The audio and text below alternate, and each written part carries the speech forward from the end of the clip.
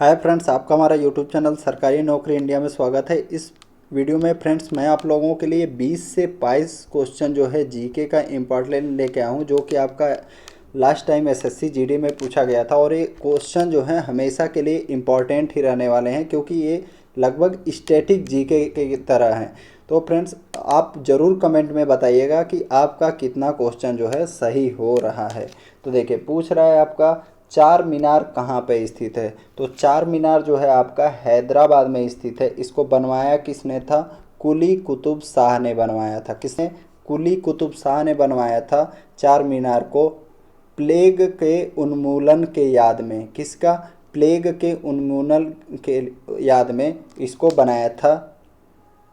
Next question है, किस खिलाड़ी ने 2006 में पाकिस्तान के विरुद्ध मैच के पहले ही ओवर में हैट्रिक 3 विकेट लिया था, और इस प्रकार वे ऐसा करने वाले पहले और आज तक के एकमात्र गेंदबाज हैं। तो ऐसा किया था इरफान पठान ने। सबसे बड़ा नदी द्वीप माजुली निम्नलिखित में से किस नदी पर स्थित है? तो ये आपका ब्रह्मपुत्र नदी पे है। किसके? माजुली जो नदी द्वीप है विश्व का सबसे बड़ा नदी द्वीप है, और यह किस नदी पे है? ब्रह्मपुत्र नदी पे। नीली क्रांति का संबंध किससे है? तो नीली क्रांति जो है मत्स्य उत्पादन से संबंधित है।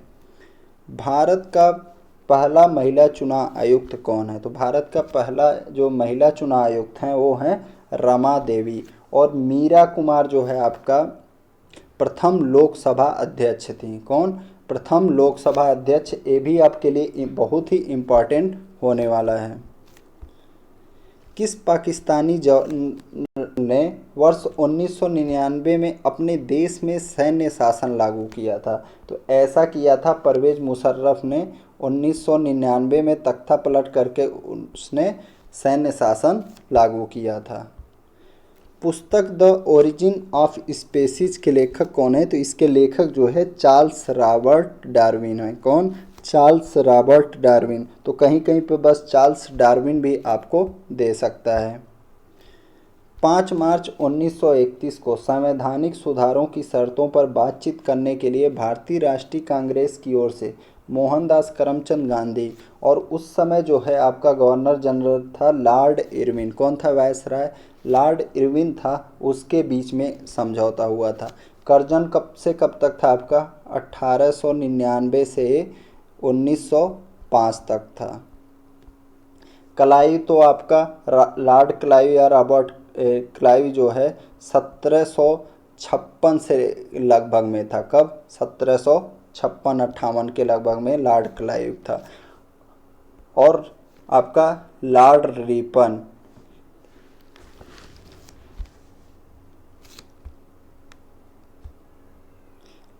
ये जो है स्थानीय स्वशासन का जनक माना जाता है। लॉर्ड रिपन ये कब से कब तक था?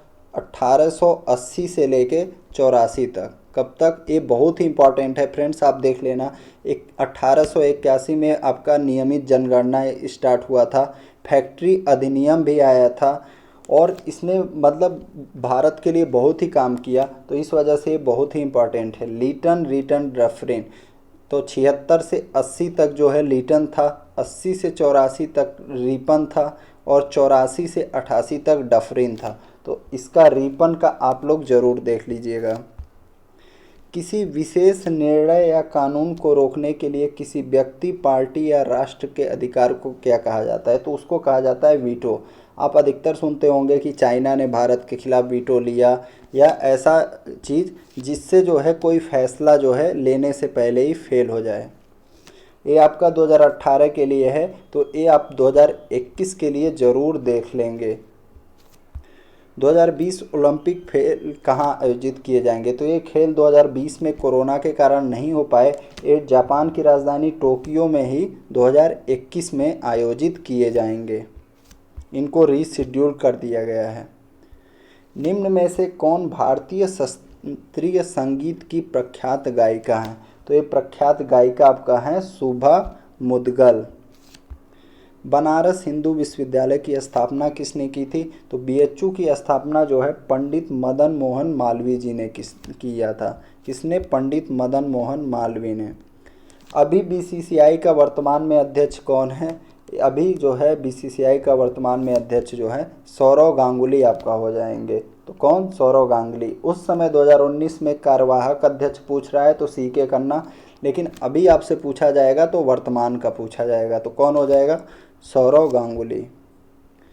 भारत और श्रीलंका के बीच में जो है कौन सा जल डमरू मध्य है? तो वो है आपका पाक जल डमरू मध्य। कौन सा? पाल्क जल डमरू मध्य। पालक नहीं है, ये आपका PALK है। खरीफ फसलों को, तो देखिए खरीफ फसल में आपका क्या आता है? चावल हो गया, तो ये जो है खरीफ फसल में आता है। यहाँ भी 3 अक्षर है, खरीफ में भी 3 अक्षर है, इससे आप याद रखिएगा। तो चावल कब बोया जाता है? वर्षा के मौसम में, तो ये आपका ऑप्शन दूसरा करेक्ट हो जाएगा। और गेहूं में 2 वर्ड है, रबी में 2 वर्ड है, तो गेहूं रबी का फसल हो जाएगा।